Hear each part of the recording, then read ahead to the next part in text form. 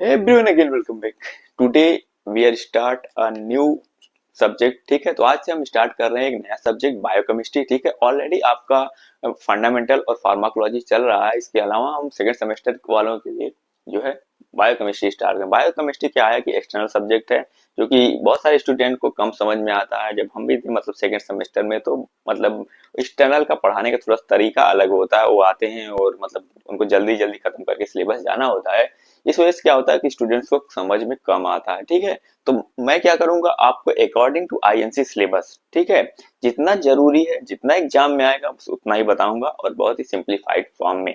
ठीक है, कि मैं कोशिश करूंगा कि आपको इजीली चीजों को समझा सकूं। ठीक है, तो फंडामेंटल फर्स्ट सेमेस्टर का ऑलमोस्ट लगभग होने ही वाला, कुछ यूनिट्स बचे हैं, बाकी कुछ यूनिट्स मतलब कंप्लीट है, आधा से ज्यादा कंप्लीट कर दिया है और आधा बचा है। ठीक है, इसके अलावा फोर्थ सेम के लिए जो है फार्माकोलॉजी चल रही है। ऑलरेडी फार्माकोलॉजी जैसे खत्म होती है वैसे ही एचएन स्टार्ट करेंगे। ठीक है, और सेकंड सेम वालों के लिए हम बहुत जल्दी न्यूट्रिशन भी स्टार्ट करने वाले हैं, क्योंकि वो भी एक्सटर्नल सब्जेक्ट है और स्टूडेंट्स को समझ में कम आता है। ठीक है, और आपकी बार क्या है कि फंडामेंटल जो है फर्स्ट सेमेस्टर सेकंड सेमेस्टर की दोनों आने वाली है, और साथ में आपका न्यूट्रिशन और जो है बायोकेमिस्ट्री। इसका वेटेज पता होगा आपको, नहीं पता तो मैं बता देता हूँ। न्यूट्रिशन जो 50 मार्क्स का आता है और जो आपका बायोकेमिस्ट्री 25 मार्क्स का आता है। ठीक है, और आपको पता है दोनों सब्जेक्ट में 50-50% मार्क्स लाने जरूरी है, तभी आप पास होगे एग्जाम में। ठीक है, तो ये था। इसके अलावा यार, अगर सी नेट में कोई स्टूडेंट आपको जानने वाला है तो उनको बता देना कि फॉर्म आ गए हैं और 21 ऑफ मई को एग्जाम है इसके। ऑलरेडी हम लोग जो है बहुत सारे प्रीवियस ईयर के एमसीक्यू करवा रहे हैं। अगर आपका कोई जानने वाला है तो आप उसको चैनल रिकमेंड कर सकते हो। ठीक है, इसके अलावा फार्माकोलॉजी के नोट्स जो हैं वो मिल जाएंगे आपको टेलीग्राम चैनल पे। ऑलरेडी जो है 4 चैप्टर मतलब 3 चैप्टर कंप्लीट है, चौथा चल रहा है डिस्पायरिटी सिस्टम। इनके नोट्स आपको टेलीग्राम चैनल पे मिल जाएंगे। वो टेलीग्राम चैनल का लिंक जो है डिस्क्रिप्शन में मिल जाएगा, तो वहां से जाके आप ज्वाइन कर सकते हो। और साथ में डिस्कशन ग्रुप भी ज्वाइन कर लेना। कोई भी डाउट हो तो वहाँ पे सीधे सीधे आप मैसेज करके पूछ सकते हो या कहीं सोशल मीडिया प्लेटफॉर्म पे कर सकते हो। ठीक है, तो ये था कुछ नॉलेज की बातें। ठीक है, इसके अलावा यार रिक्वेस्ट है कि अभी तक चैनल को सब्सक्राइब नहीं किया है तो कर लो, क्योंकि बहुत सारी चीजें ऑलरेडी चल रही हैं और इतना सब कुछ हम लोग कर रहे हैं, तो यार एक सब्सक्राइब करने में तुम्हारा क्या जाता है। ठीक है, तो चलिए स्टार्ट करते हैं। कार्बोहाइड्रेट्स, कार्बोहाइड्रेट्स क्या होता है ऑलरेडी सबको पता होगा। कार्बोहाइड्रेट्स क्या होता है, बायोमॉलिक्यूल में पढ़ रखा होगा, NCERT human physiology digestion absorption में पढ़ रखा होगा, तो उसी सेम चीजें वहीं से कनेक्ट करूंगा मैं। ठीक है, तो चलिए स्टार्ट करते हैं। बायोकेमिस्ट्री वही सारी चीजें, बस थोड़ा सा लेवल अप हो गया है और यहाँ पे थोड़ी सी चीजें चेंज हो गई हैं, तो मैं अब पहला लेक्चर है तो थोड़ा छोटा रखने की कोशिश करूंगा। ठीक है, तो चलिए स्टार्ट करते हैं। Carbohydrate, carbohydrate are the type of macronutrients. आपको पता होगा कि न्यूट्रिएंट्स 2 टाइप के होते हैं, मैक्रो एंड माइक्रो। ठीक है, मैक्रो क्या होता है, जिसको बॉडी की रिक्वायरमेंट बहुत ज्यादा होती है, बहुत ज्यादा अमाउंट में चाहिए होता है, उसको मैक्रो बोलते हैं। और माइक्रो जो बहुत ज्यादा ट्रांस अमाउंट में चाहिए होता है उसको हम माइक्रो बोलते हैं। ठीक है, तो आपका क्या, कार्बोहाइड्रेट एक माइक्रो न्यूट्रिएंट है। ठीक है, और इसके बारे में हम डिटेल में बात करेंगे कभी, माइक्रो न्यूट्रिएंट्स क्या होता है और माइक्रो न्यूट्रिएंट्स क्या होता है। ठीक है, that's provide the energy to the body. ये क्या करता है, आपका कार्बोहाइड्रेट ही है जो प्रोवाइड करता है एनर्जी सबसे ज्यादा अमाउंट में। इसके अलावा आपका फैट भी एनर्जी प्रोवाइड करता है, प्रोटीन भी करता है। तो आगे की चीजें हैं, अगर कोई जो बहुत लॉन्ग टाइम से क्या कर रहा हो कि खाना नहीं खा रहा है, कार्बोहाइड्रेट कंज्यूम नहीं कर रहा है, ऐसे नहीं, बहुत सारे लोग होते हैं कि पेट निकल गया है, जिम जा रहे हैं तो पेट अंदर नहीं हो रहा, कार्ब्स खाना ही बंद कर दिया। ठीक है, तो उनके साथ ये चीजें होती हैं, बाद में वो यूटिलाइज होना स्टार्ट हो जाता है, कि आप फैट यूटिलाइज होना स्टार्ट हो जाता है और प्रोटीन यूटिलाइज होना स्टार्ट हो जाता है। तो काफी कॉम्प्लिकेटेड चीजें हैं वो। ठीक है, तो बाद में बात करेंगे उसके बारे में। ये क्या करता है, बॉडी को एनर्जी प्रोवाइड करता है। They are the body's primary source of energy. ये क्या, प्राइमरी सोर्स है एनर्जी का। और क्या करता है, and comes various form including sugars, starch and fibres के फॉर्म में मिलता है। ठीक है, तो कौन कौन सी चीजें कैसे मिलती हैं ये आगे हम बात करेंगे। ये सारी चीजें आपको मिलेंगी न्यूट्रिशन में। आपकी बायोकेमिस्ट्री और न्यूट्रिशन दोनों एक दूसरे से इंटर रिलेटेड है। इसमें क्या होता है, थोड़ा सा आप डिजीज कंडीशन के बारे में पढ़ते हो और थोड़ा सा जो है केमिकल फार्मूलाज आ जाते हैं इसमें, बस इतना ही है बायोकेमिस्ट्री। नहीं तो आप दोनों को, न्यूट्रिशन और बायोकेमिस्ट्री को एक दूसरे से इंटर रिलेट कर सकते हो। ठीक है, अगर आपको एग्जाम में ना आ रहा हो तो आप न्यूट्रिशन का पार्ट अगर आ रहा है या बायोकेमिस्ट्री का आ रहा है, दोनों में एक दूसरे में मिक्सअप करके भी लिख सकते हो। ठीक है, ये थोड़ा सा मतलब छुपा के रखने वाली बात है, ठीक, किसी को बताना मत इसको। अब कार्बोहाइड्रेट के टाइप्स के बारे में बात कर लेते हैं। कार्बोहाइड्रेट मेनली टू टाइप्स के होते हैं, सिंपल और इसको कॉम्प्लेक्स। ठीक है, सिंपल को फर्दर डिवाइड किया है मोनोसेक्राइड्स में और डाइसेक्राइड्स में। ठीक है, अब मोनोसेक्राइड्स क्या होता है? मोनोसेक्राइड सबसे सिंपलेस्ट शुगर होती है। ठीक है, इफ अगर पानी में डालोगे तो हाइड्रोलाइज नहीं होगी। ठीक है, तो ये क्या होता है आपका मोनोसेक्राइड। ये क्या होता है? They are the simplest and smallest, ठीक है, carbohydrates and can not hydrolyse into the simple form. ये फर्दर हाइड्रोलाइज नहीं होती आपकी मोनोसेक्राइड। इसमें क्या क्या आता है आपका? ग्लूकोज आता है, फ्रक्टोज आता है और ग्लैक्टोज आता है। ठीक है, इसके बाद आता है डाइसेक्राइड। डाइसेक्राइड को अगर हाइड्रोलाइज करते हैं तो ये क्या करता है? 2 to 7 यूनिट्स ऑफ मोनोसेक्राइड्स देता है। ठीक है, इसमें क्या आता है आपका? माल्टोज आता है, लैक्टोज आता है और सुक्रोज आता है। इसके बाद आता है आपका कॉम्प्लेक्स शुगर। ठीक है, कॉम्प्लेक्स शुगर इसको हम पॉलीसेक्राइड्स भी बोलते हैं और ये क्या होता है? Gives more than 8 unit. अगर इसको हम हाइड्रोलाइज करते हैं तो ये 8 यूनिट से ज्यादा मोनोसेक्राइड्स देता है। ठीक है, इसमें क्या होता है आपके स्टार्च आते हैं, फाइब्रिन्स आते हैं और ग्लाइकोजेंस आते हैं। ठीक है, तो आप ये हो गए इसके टाइप्स कार्बोहाइड्रेट से। बहुत सारी बुक्स में बहुत कुछ लिखा हुआ है, वहां पे लिखा मोनोसेक्राइड, डाइसेक्राइड की जगह पे आपको लिखा मिलेगा ओलिगोसेक्राइड मिल सकता है। ये सब क्या है? डाई से सिंपलेस्ट फॉर्म जो सिंपल है इसी के पार्ट हैं। और ठीक है, उसमें डाइसेक्राइड, डाइसेक्राइड, ठीक है, और ओलिगोसेक्राइड ऐसे करके आता। बट आप डाइसेक्राइड तक याद रखो, इतना आपके लिए सफिशियंट है। ठीक है, एग्जाम के पॉइंट ऑफ व्यू से। ठीक है, इसके बाद हम देखते हैं आपका डाइजेशन के बारे में देखेंगे। ठीक है, अब हम बात करेंगे डाइजेशन ऑफ कार्बोहाइड्रेट की।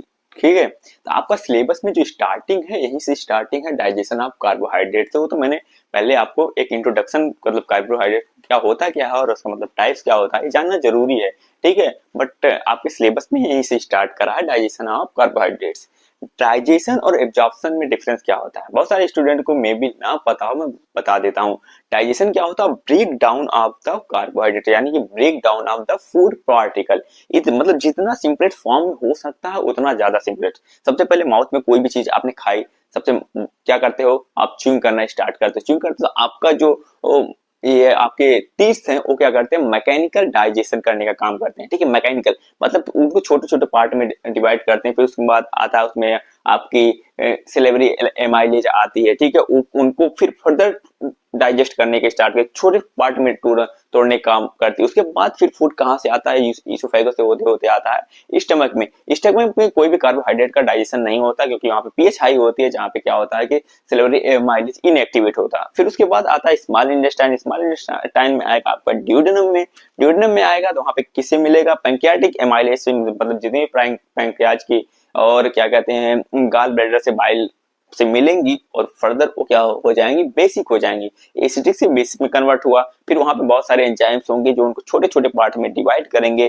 ठीक है, उसके बाद जो स्मॉल इंटेस्टाइन में जितने छोटे पार्ट में डिवाइड हो सकते हैं होते हैं। ठीक है, यहीं पे सारा डाइजेशन और एब्जॉर्प्शन कंप्लीट हो जाता है कार्बोहाइड्रेट का आपका स्मॉल इंटेस्टाइन में। उसके बाद फिर आगे बढ़ता है आपका बचा खुचा जो भी बचा उचा है लार्ज इंटेस्टाइन में। लार्ज इंटेस्टाइन में कोई भी डाइजेशन नहीं होता कार्बोहाइड्रेट्स का और वो फिर आपका बाहर निकल जाता है।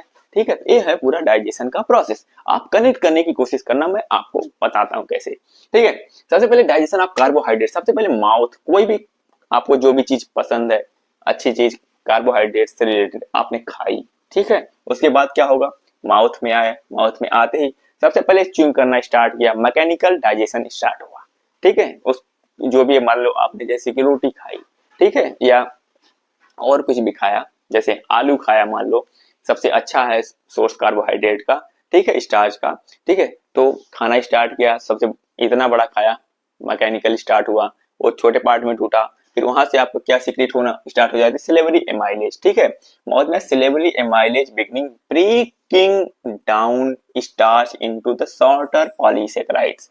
क्या करना स्टार्ट करती है, शॉर्टर पॉलीसेकेराइड में तोड़ना स्टार्ट करती है। उसके बाद फिर क्या होता है, उसमें होता क्या है, रिक्वायरमेंट ऑफ अल्फा एमाइलेज। इसमें होता क्या है, जो अल्फा एमाइलेज आपकी सेलुलर एमाइलेज होती है उसमें होता है क्लोरीन आयन, जो क्या करता है, एक्टिवेटर का काम करता है। और पीएच जो होती है उसकी 6.7 होती है, क्योंकि स्लाइटली एसिडिक होता है। अगर मैं आपको बता दूं तो माउथ में जो पीएच होती है स्लाइटली एसिडिक होती है फॉर प्रिवेंशन ऑफ बैक्टीरियाज, ठीक है, and virus and further things. जो आपको डायरेक्ट कोई चीज माउथ में आ जाए तो वो वहीं पे किल हो जाए, ठीक है। आप यहाँ की बात करें माउथ की 6.7 और स्टमक की एकदम हाईली एसिडिक होता है, ठीक है, 5.7, ठीक है। उसके नीचे जाओगे बेसिक होता है 7.7 होता है, ठीक है। आपकी ये याद रखना हमेशा, ठीक है। उसके बाद क्या होगा, जैसे स्टार्च है, ग्लाइकोजन है और डेक्सट्रिन है, ठीक है, ये आपने खाई, ठीक है। एक क्या होगा, presence of alpha amylase and chlorine ion and 6.7 pH की प्रेजेंस में क्या होगा कि इसका ब्रेक डाउन होगा और ये कन्वर्ट होगा ग्लूकोज में। आपका स्टार्च कन्वर्ट हो जाएगा डायरेक्टली ग्लूकोज में, ग्लाइकोजन माल्टोज में। माल्टोज अभी बड़ा है, फर्दर जाके आगे ब्रेक डाउन होगा इसका, और आपकी डेक्सट्रिन्स जो है, डेक्सट्रिन जो फाइबर्स होते हैं ये आपका माल्टेज में कन्वर्ट हो जाएगा, ठीक है। ते रहा आपका माउथ, माउथ में होने के बाद एक बोलस फॉर्म में कन्वर्ट होगा और आगे जाएगा इस फाइबर से आपका स्टमक में। स्टमक में क्या होता है कि यहाँ पे पीएच हाई होती है, इस वजह से कोई भी डाइजेशन नहीं होता है आपका स्टमक में। क्या है stomach, the salivary amylase is inactivated and no further carbohydrate digestion occur, ठीक है। यहाँ पे क्या होता है, पीएच हाई होती है, इस वजह से क्या होता है, डाइजेशन कोई भी नहीं होता है माउथ में, ठीक है। तो आप अगर चाहो तो नोट्स बनाना बना सकते हो, ठीक है। मैं हट जाता हूँ, आप नोट्स बना सकते हो यहाँ से, ठीक है, स्क्रीन पॉज करके। इसके बाद हम बात करते हैं डाइजेशन इन स्मॉल इंटेस्टाइन में, ठीक है। तो आपने खाना खाया सबसे पहले माउथ, माउथ से आया स्टमक, स्टमक से आया अब ड्यूडेनम में। ड्यूडेनम में क्या होता है, ड्यूडेनम में आपका मिलता है आगे पैंक्रियाटिक एमाइलेज और साथ में बाइल जूस, ठीक है। बाइल जूस क्या करता है, उसको एमल्सिफाई करता है और एसिडिक कंडीशन से बेसिक कंडीशन में कन्वर्ट करता है, ठीक है। और यहाँ से पैंक्रियाटिक एमाइलेज आता है। जो पैंक्रियाटिक एमाइलेज होता है वो होता है उसमें एमाइलोपेक्टिन। एमाइलोपेक्टिन क्या करता है, फर्दर ब्रेक डाउन करने का काम करता है कार्बोहाइड्रेट्स का, जो बच के आ जाते हैं एमाइलेज, सिलेवरी एमाइलेज से, ठीक है। तो मैंने पीएच शायद आपको गलत बता दी होगी, स्टमक की 1.6 पीएच होती है, ठीक है। सबसे हाईली एसिडिक कंडीशन होती है, HCl सीक्रेट होता है, ठीक है। यहाँ से तो अब बात करते हैं हम food bolus into the duodenum, guts digested by the pancreatic amylase, pancreatic amylase.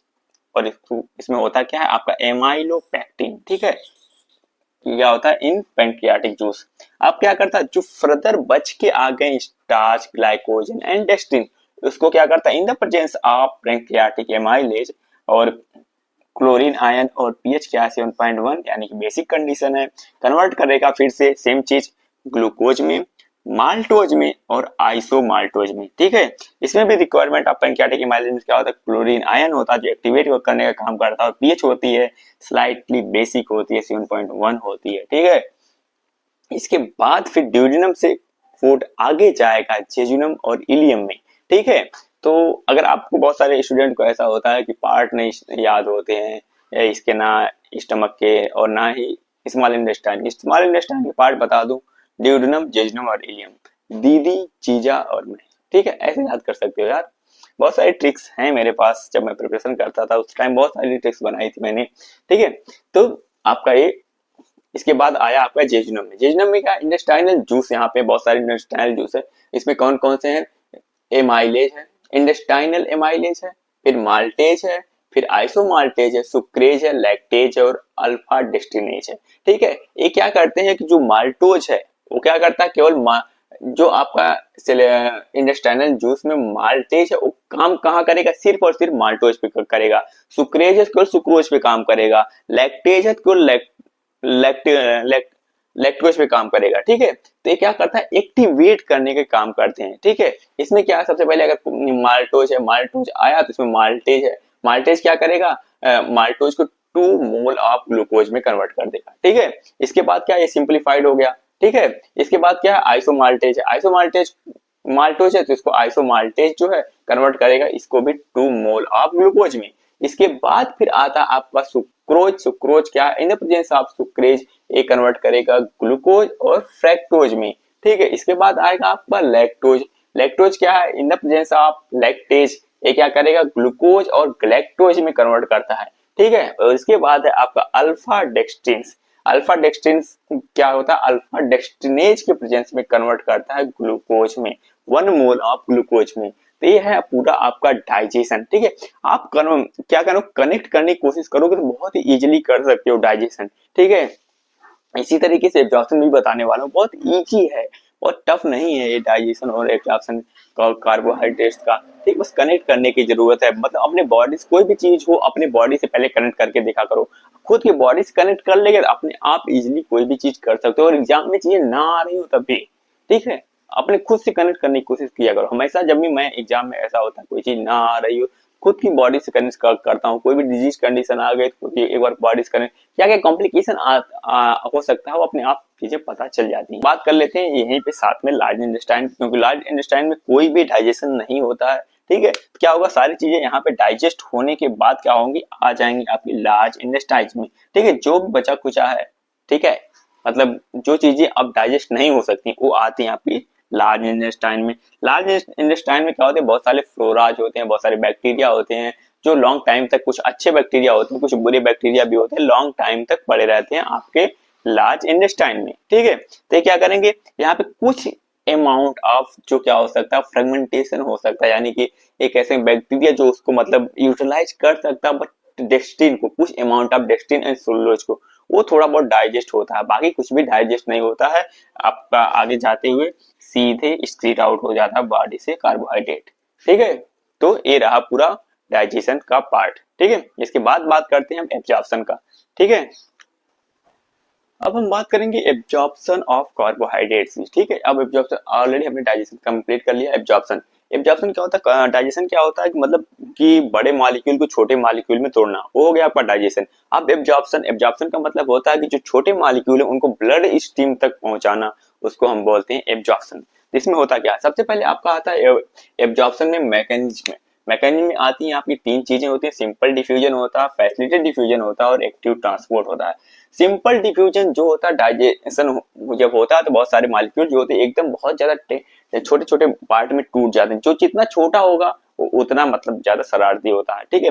तो क्या होता है कि अपने आप इधर उधर कहीं भी चला जाता है, तो उसको किसी भी चीज की जरूरत नहीं पड़ती, किसी भी रास्ते की जरूरत नहीं पड़ती है, ठीक है। तो ऐसे ही आपके हैं सारे आपके ऑल मोनोसेक्राइड, ये क्या करते हैं, सिंपल डिफ्यूजन, अपने आप चले जाते हैं, ठीक है। इनको किसी की जरूरत नहीं, ना किसी कैरियर प्रोटीन चाहिए, ना कोई रास्ते की जरूरत, कहीं भी गड्ढे में इधर उधर चले जाते हैं, ठीक है। तो ये आपके यहाँ सिंपल डिफ्यूजन। इसके बाद आता है आपका फैसिलिटेटेड डिफ्यूजन। फैसिलिटेटेड डिफ्यूजन के थ्रू केवल जाता है कौन, फ्रैक्टोज।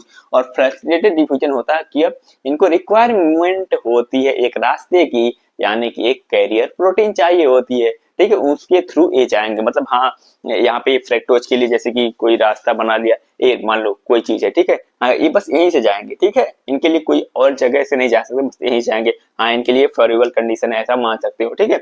इसके बाद है एक्टिव ट्रांसपोर्ट।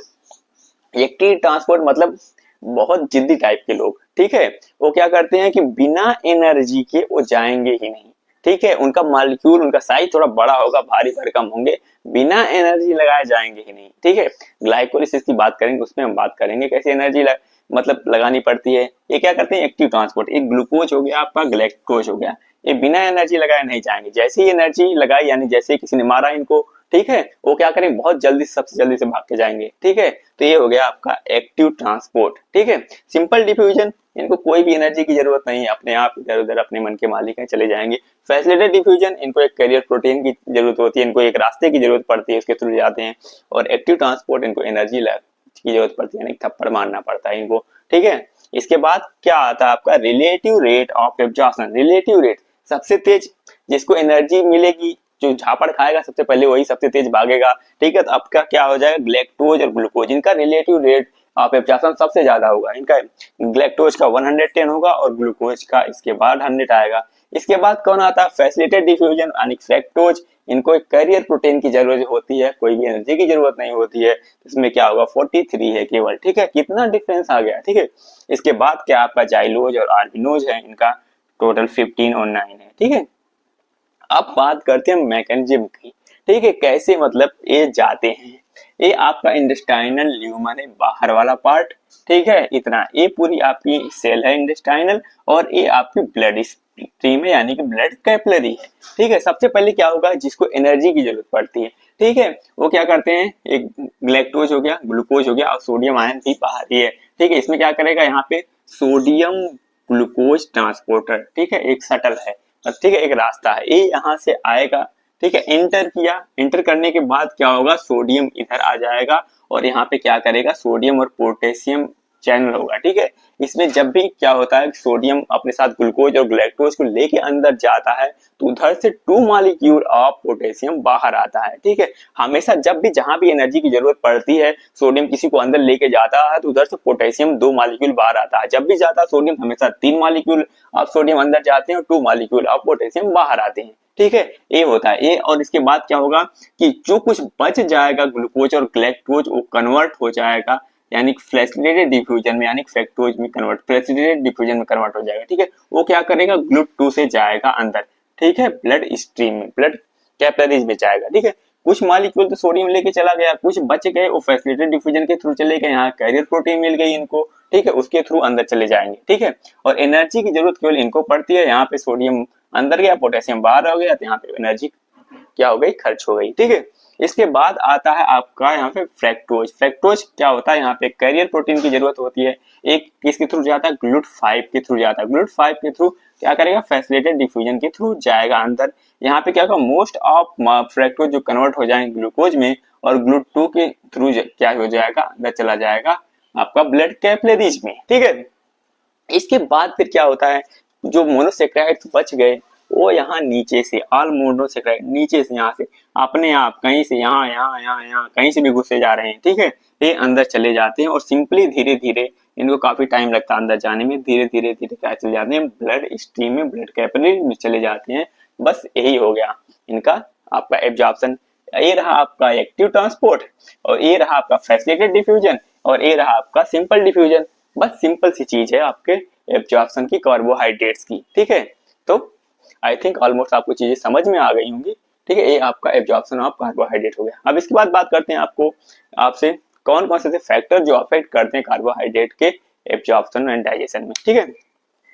इसके बाद हम बात करते हैं factors affecting rate of absorption, ठीक है। कौन कौन से फैक्टर जो अफेक्ट करते हैं rate of absorption of carbohydrates के, ठीक है। तो सबसे पहले आती है आपकी कौन सी, म्यूकस मेम्ब्रेन। म्यूकस मेम्ब्रेन में कोई डिजीज कंडीशन अराइज किया, जैसे mucus membrane is not healthy, absorption will decrease. इस टाइप का साइन आया तो डिक्रीजेज होगा, और इस टाइप का आया तो इंक्रीजेज होगा, ठीक है।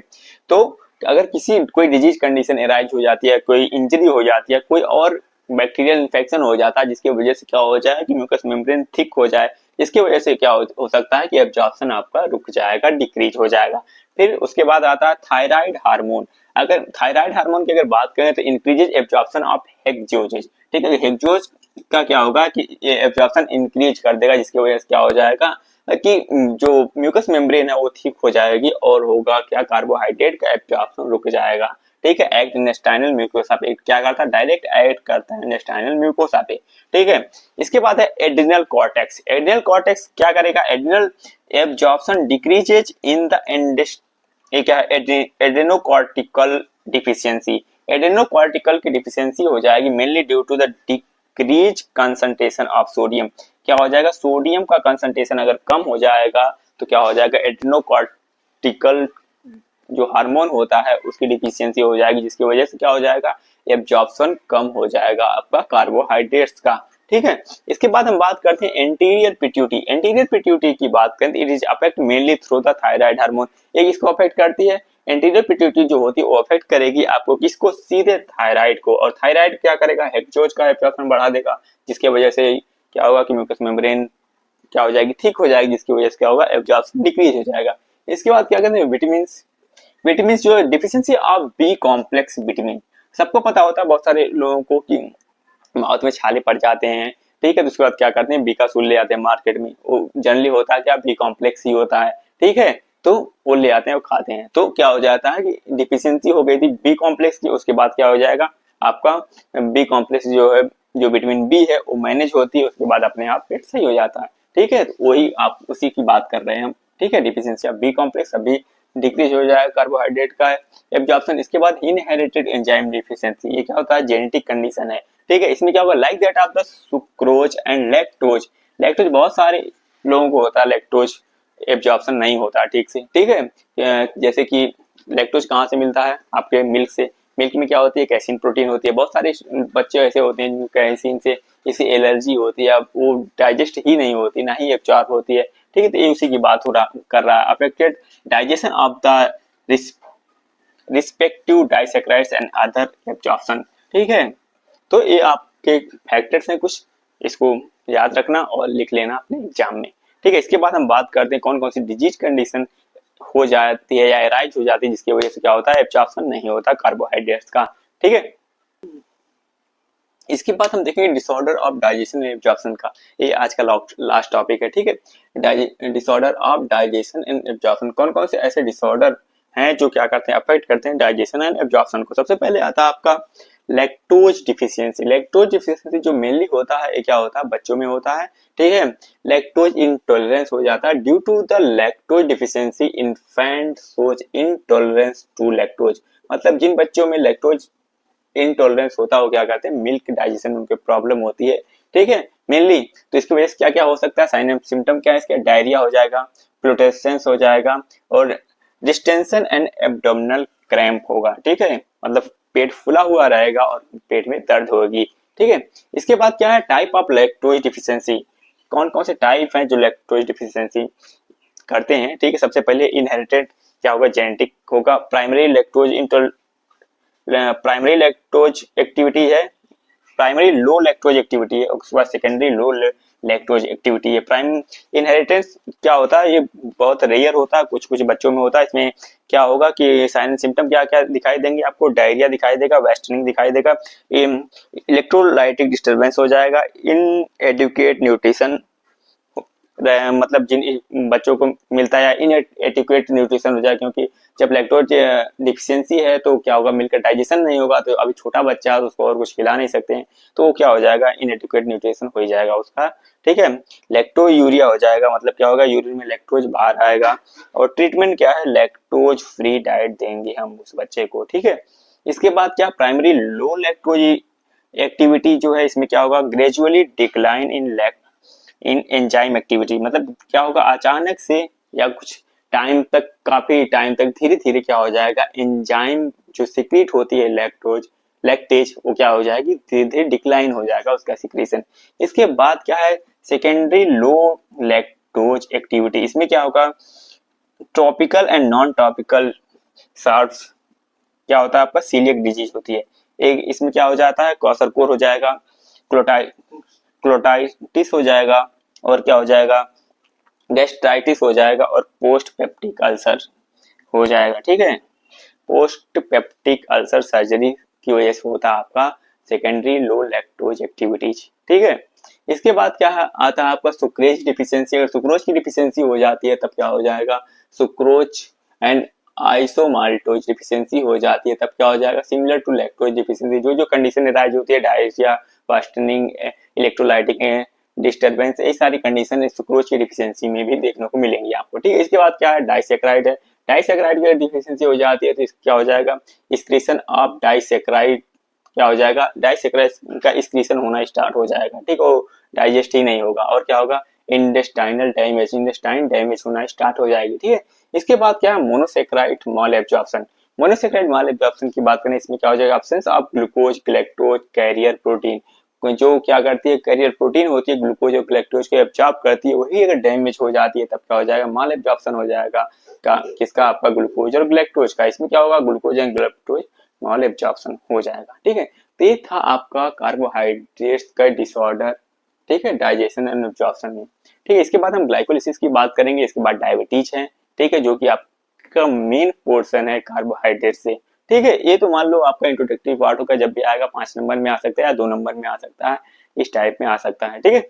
तो कोई भी चीज ना समझ में आई हो तो कमेंट करके पूछ सकते हो, डायरेक्ट आप टेलीग्राम डिस्कशन ग्रुप में पूछ सकते हो, ठीक है। और टेलीग्राम चैनल जरूर से ज्वाइन कर लेना, वहाँ पे बहुत सारी आपकी ई बुक्स पढ़ी हैं और प्रीवियस ईयर के एग्जाम के पेपर पढ़े हैं, आप वहां से जाके देख सकते हो किस टाइप के पेपर्स आते हैं, ठीक है। तो इसे जरूर से जरूर ज्वाइन कर लेना टेलीग्राम चैनल, ठीक है। अगर वीडियो पसंद आया तो प्लीज लाइक करना और अपने दोस्तों के साथ भी शेयर करना। और लास्ट में एक बार फिर से रिक्वेस्ट है, अगर अभी तक चैनल को सब्सक्राइब नहीं किया तो प्लीज सब्सक्राइब कर लो। मिलते हैं नेक्स्ट वीडियो में बहुत जल्द। Thank you.